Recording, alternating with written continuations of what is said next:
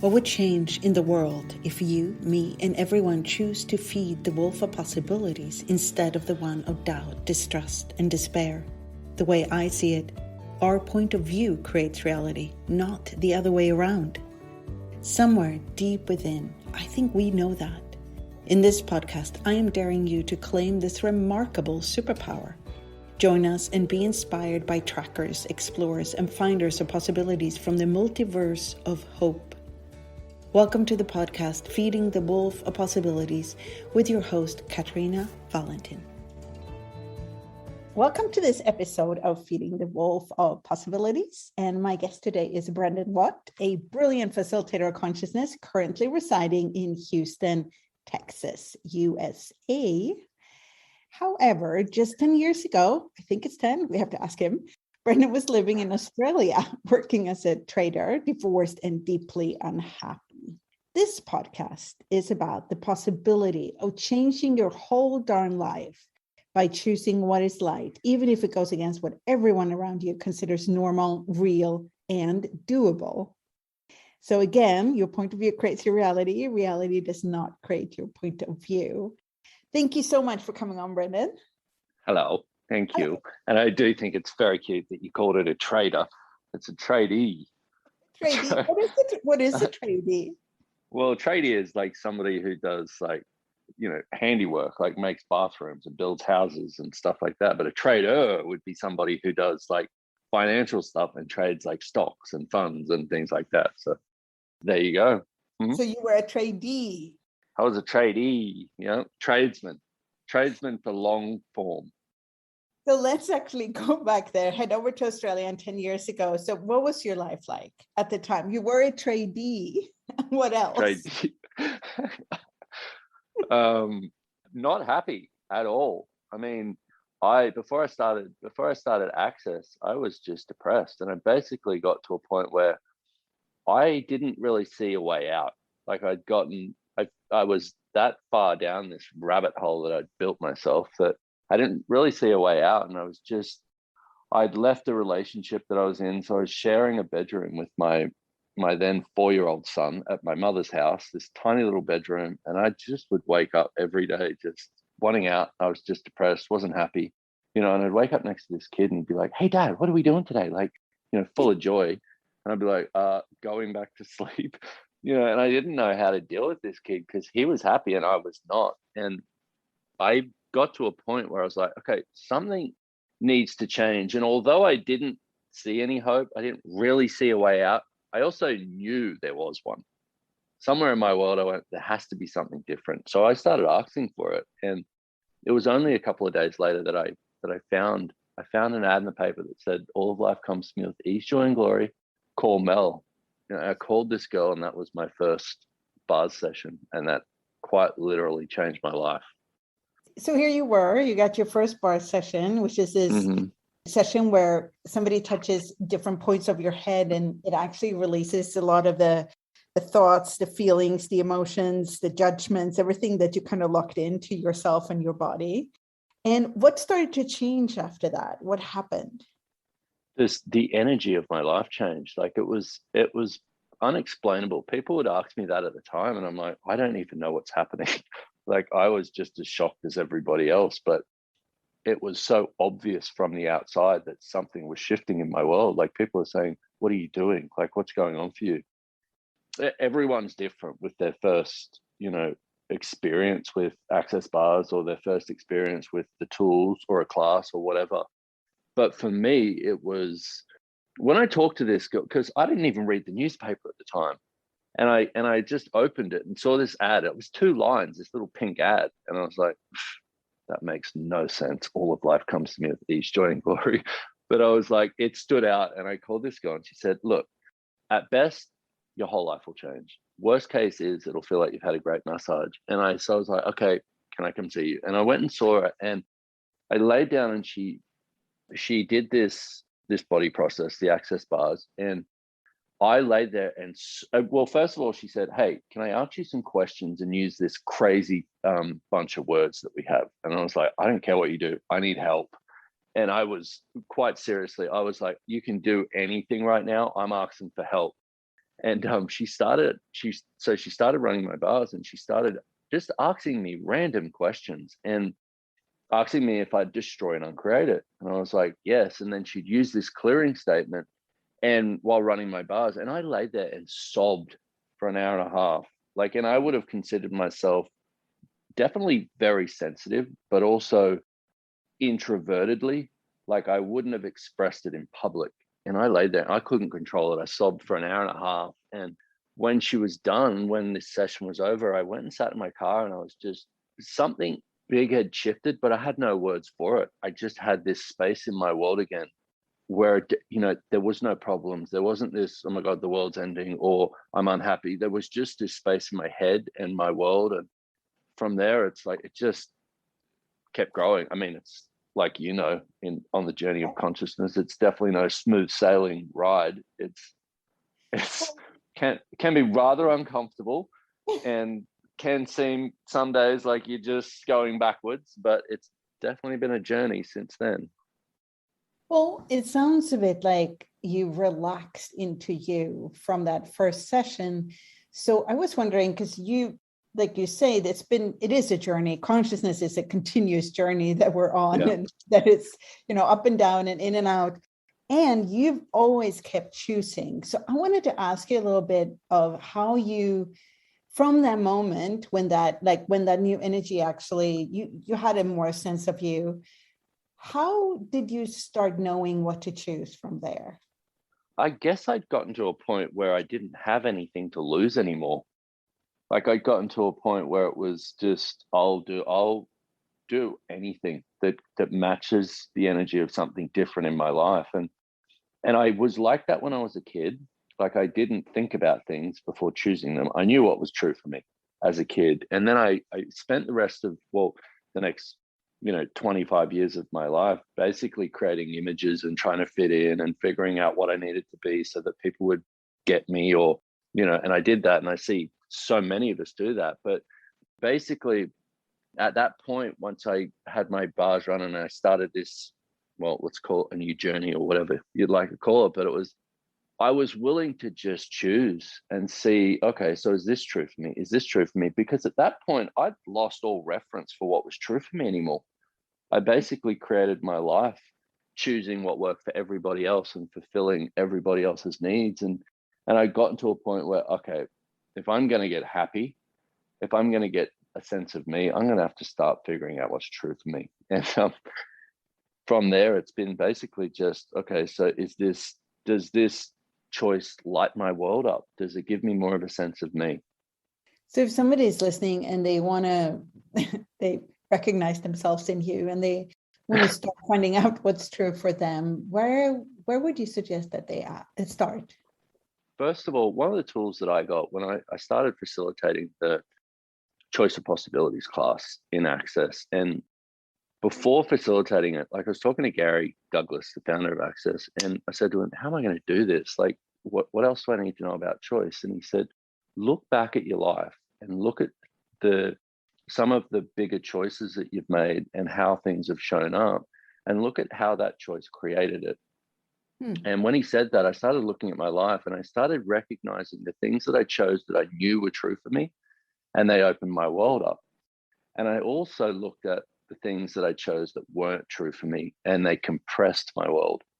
So I would say to people, it's like, look at the choices in your life. And first of all, before I go into that, is take the right and wrong out of it. Because that's the thing that we do to stop ourselves from choosing, is we'll go, okay, let me look back at my life. Well, that was right and that was wrong. And you're wondering why you're still not getting any more space with your choices, because you're still judging yourself. So, but look at it and go, okay, so even if you looked at it and went, okay, so what's one choice I've made in my life that I knew wasn't going to turn out, but I made it anyway? And I've made thousands upon thousands upon thousands of those. I'm the poster child almost. I mean, there's a few of us, but I'm one of the poster childs of making shitty choices. But that's the other thing with choosing, is it's okay to make the shitty choices, because that gives you a sense of what's true for you also. But the choice aspect is what gets your life moving, and it starts opening, with every choice we make, it starts opening new doors to different futures that you can create for your life. So I would say to people, be willing to choose, be willing to stuff up, but also look at the areas in your life where you know what's true for you, but also where you know what's not. And it's funny because it is really, like you say, take the right and wrong out of it. Because if you need your choices to be right, then you have to defend the ones you made and make them right. And then you can't choose anything that doesn't align and agree with that choice that you made right. Yeah. So we get stuck in that rightness of our choices. So choose, just start choosing. Well, yeah. And be easy on yourself. Like I didn't realize how much judgment I've been still doing. Like even now, I mean, I've been using these tools for 11 years, and it's like, and I still see so many areas of my life that I've been trying to get right. And then you go, well, and then you go into this, well, now I'm wrong. And it's such a rabbit hole of destruction when we go into this place of judgment. But for most of us, we haven't learned anything else. It's the way that we're taught how to choose, and we create based on this menu of choice that's been delivered from a structure of judgment rather than a capacity to be in the question. And it's like, so to begin with, I definitely would say you've got to be kind to yourself. You've got to be willing to go, oh, that was probably not my brightest choice, and recognize also that it's only good for 10 seconds. You know, for most of us, we go, well, I've chosen that, now I need to suffer it for a week or a month or the rest of my life or for all eternity, rather than go, okay, so that didn't work, let me make another choice. And I remember a couple of years ago, I'm at the castle now in Italy. I was here like 2.5 years ago, and I'd made some shitty choices, and my life had basically, from what I would say, was going downhill very quickly.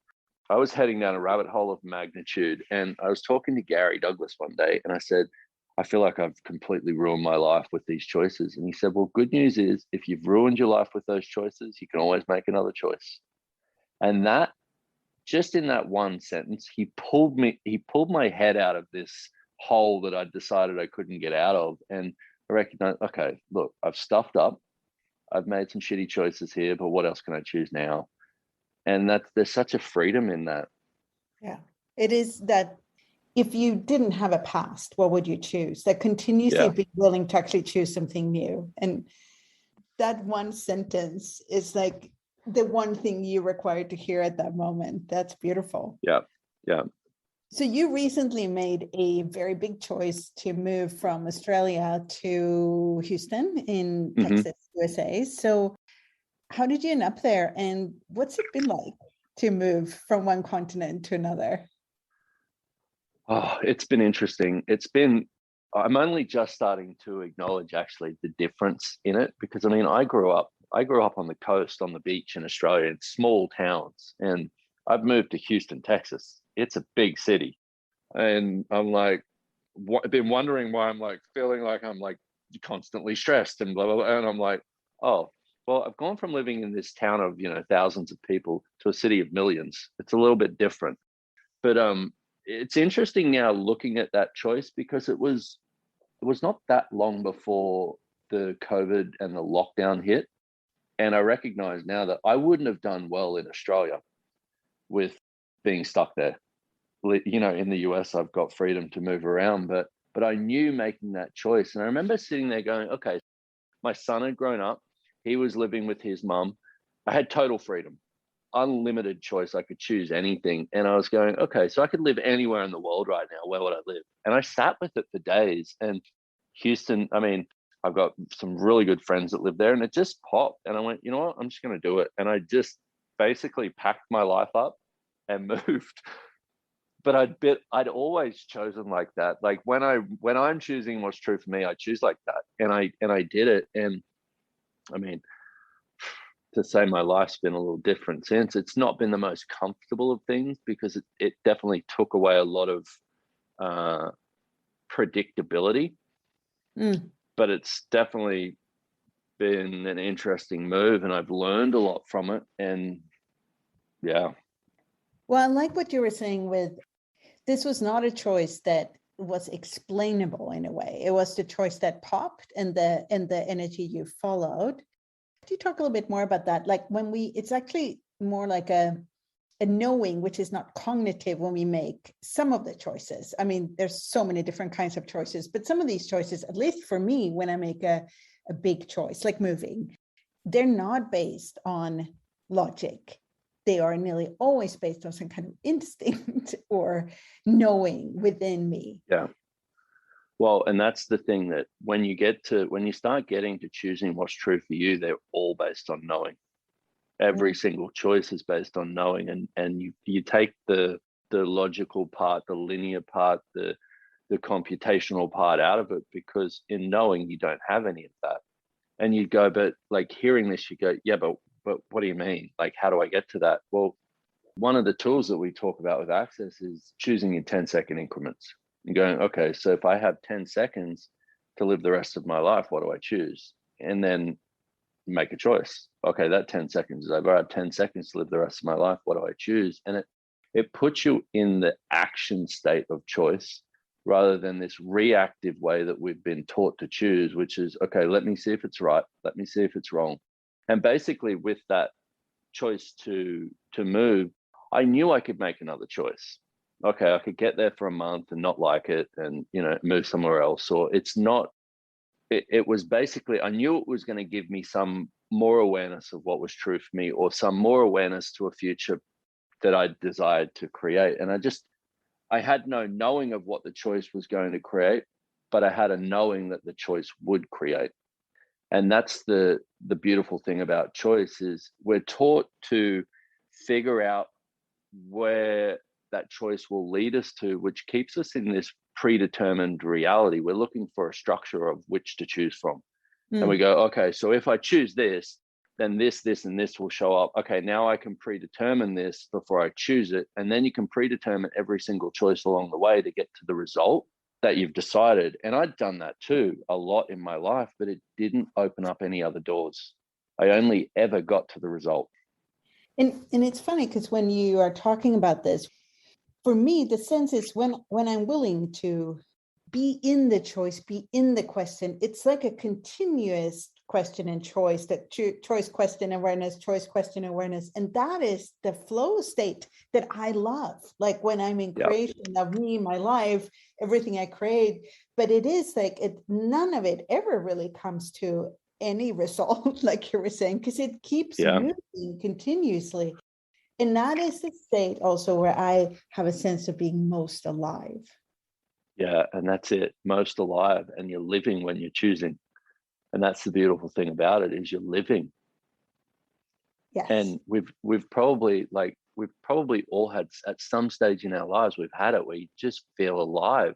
That's when you're actually living with choice, and you're not doing, oh, well, I've chosen.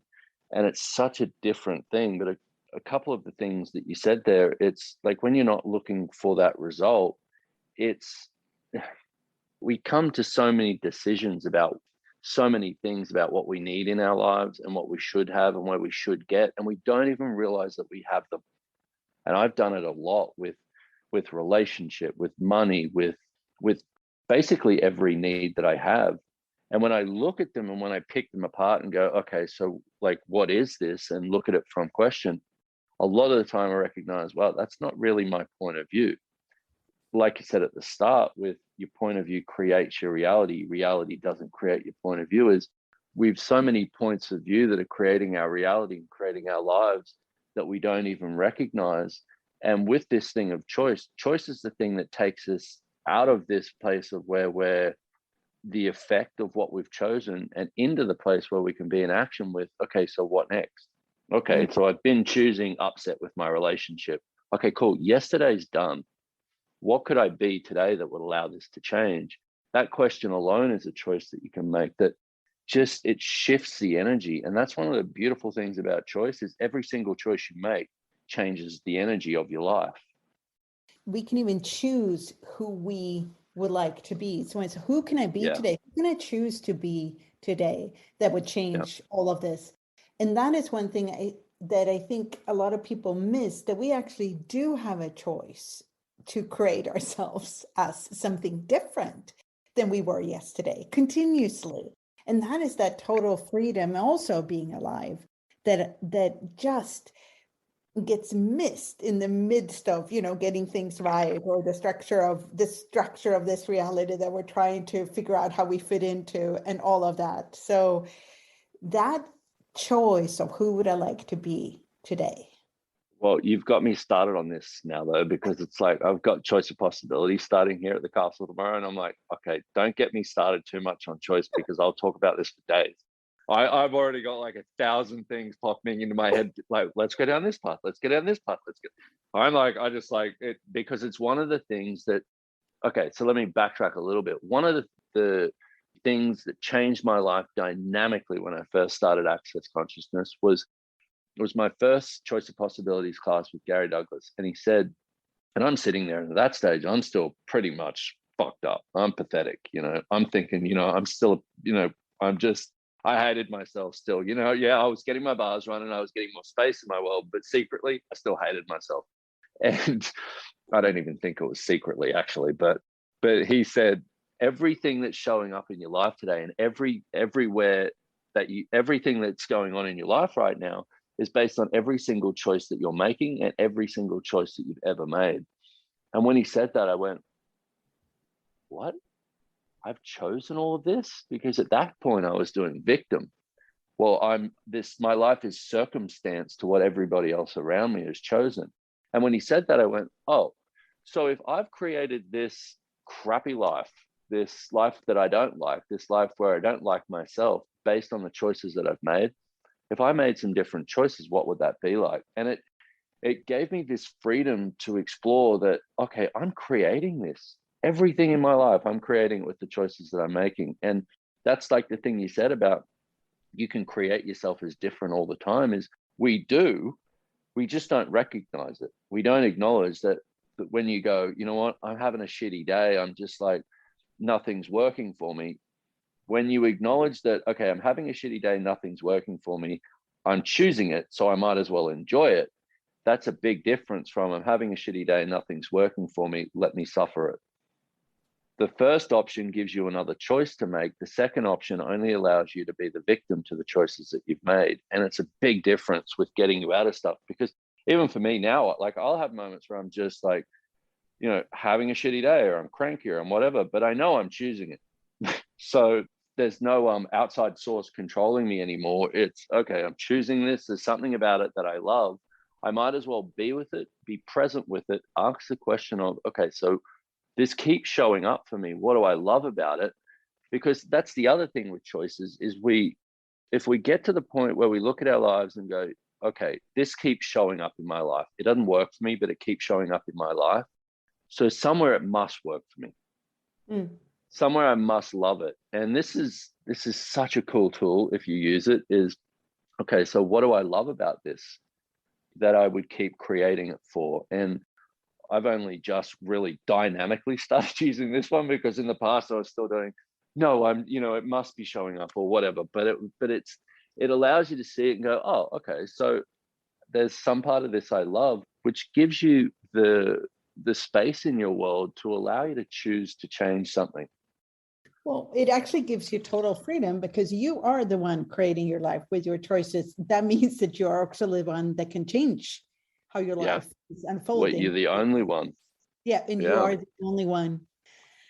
Well, so to end this podcast, if somebody's listening and would like to start using choice as the source for creating their life, and they've never really done that before, where would you suggest they start? You gave them a tool earlier, but anything else that they could use to leap off into choice? Yeah, so first of all, like take a moment and just go, okay, look at the areas of your life that have shown up that have been awesome, and go, okay, so what choice or what choices did I make that created that? And look at the areas of your life that didn't show up well, and go, okay, so what choice and what choices did I make that create that? There's one thing. But like I said before, be kind to yourself, be present with it.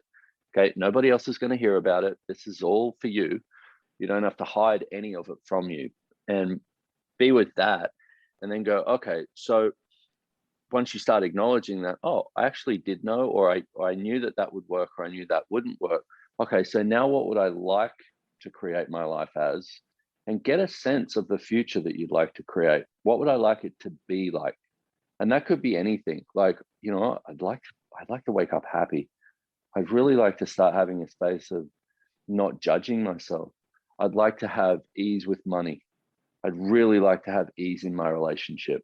I'd like to know that I'm contributing to creating more in the world, whatever it is. But start writing a list of what you'd like your life to be like in 2 years. With that, start with your choices, with any choice that you're making. And this is where you practice it with. It's not looking for the big choices. It's recognizing that every single choice you make leads you on the path to your future. And start going, okay, so does this choice match the energy of that future that I'm asking for? Not really. Okay, so what would be a different choice that I could make here?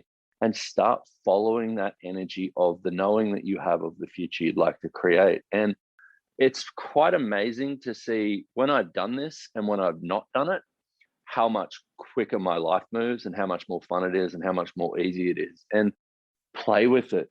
The thing with choice, the thing that a lot of us have lost is the joy with it, the play with it, the fun with it, the adventure. I'd say go with that. And also, so many things, so many. Recognize that your choices are good for 10 seconds. Okay. Choose. Don't stop yourself to not make a choice just in case you don't get it right.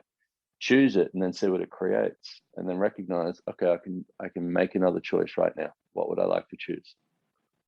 Thank you. It's like going on the 10-second choice adventure. Yeah. Today. It is an adventure. It is definitely an adventure. And if people want to find out more about you, where can they go? They can go to, well, definitely check out accessconsciousness.com, but my website is brendonwatt.com. They can find all sorts of cool stuff there. So you can go and check out both of them. Thank you so much, Brendon, for coming on. Thank you for having me. Bye. Thank you so much for listening to my podcast, Feeding the Wolf of Possibilities. I hope you have more space in your world now. If you would like to listen to earlier episodes, share with other people, or subscribe, please go to Spotify, iTunes, or visit katrinavalentin.com/wolf.